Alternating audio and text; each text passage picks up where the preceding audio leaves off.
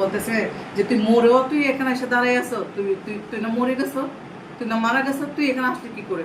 তখন ওনাকে গড়ে গেছে, যাওয়ার পরে অসুস্থ হয়ে গেছে। তো আমরা আমরা জানি যে যারা বিষ খায়, যারা ফাঁসি নিয়ে সুসাইড করে, ওদের আত্মা কিন্তু ঘোরাফেরা করে। ওদেরকে তো কবরস্থানে দাফন করতে দেয় না, বিভিন্ন জলে জঙ্গলে বাজারের নিচে ওদেরকে কবর দেয়।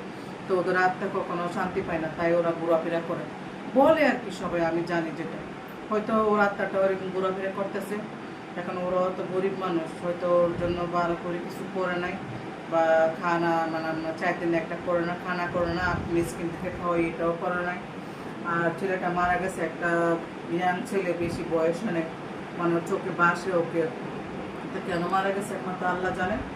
তো কেন মানুষ মারা যায়, কেন জীবনের প্রতি মানুষ এতটা উদাসীন, জীবনকে একটু তোয়াক্কা করে না, যেটা আমার লাইফ, একটু দুঃখ কষ্ট আসতেই পারে, মানুষ এটা বোঝে না। কিছুদিন আগে আমাদের বিল্ডিংয়ে, আমাদের 4 তলার মধ্যে একটা মেয়ে ইঁদুরে বিষ খেয়ে ফেলছে, মার সাথে রাগ করে ইঁদুরে বিষ খেয়ে তারপর আত্মহত্যা করছে। তারপরে পুলিশ তো আমাদেরকে ছাড় দিচ্ছে, যেহেতু আমরা চিনি, এখানে সব কিছু জানি। আমাদের কাছ থেকে আরো বেশি নিত টাকা, 10,000 টাকা নিয়ে তারপরে মেয়েটাকে নিয়ে গেছে গ্রামের বাড়িতে, নিয়ে দাফন করে ফেলছে। তো ওরা কেন এগুলো করে ওরাই জানে। যাদের বাড়াঘর আছে তাদের সব সময় খেয়াল রাখতে হবে যে যারা স্বামী স্ত্রী বা ওরা এগুলোই করে, 19 থেকে 20 হলে আত্মহত্যা করে।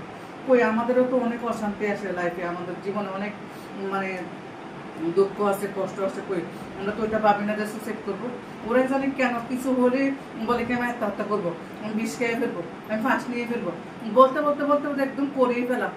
একটু ভাবে না যে আমি মরে গেলে কি আর ফিরে আসবো বা আমার গুনাহ হবে না, ওরা এটা চিন্তা করে না।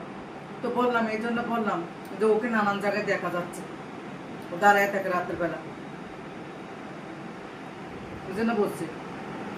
তো আমি আমি পুরো দেশবাসীকে বলবো, আমার পুরো বিশ্ববাসীকে বলবো, মানে যারা বাংলা ভাষা বুঝে, বাংলা বা দেশি বা আমাদের দেশ থেকে গেছে বা চাকরি বাকরি করতে গেছে, সবাইকে বলবো ভাইয়েরা, আপনারা দুঃখ কষ্ট যত আসুক আত্মহত্যা করেন না।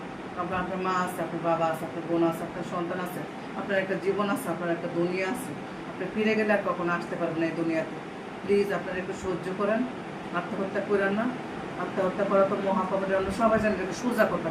আত্মহত্যার দিকে যায় না আপনারা, প্লিজ আপনারা একটু ধৈর্য ধরেন।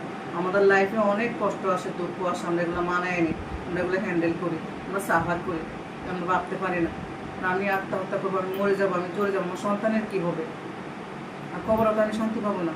আল্লাহ তো আমাকে আরও বিচার করবে বেশি।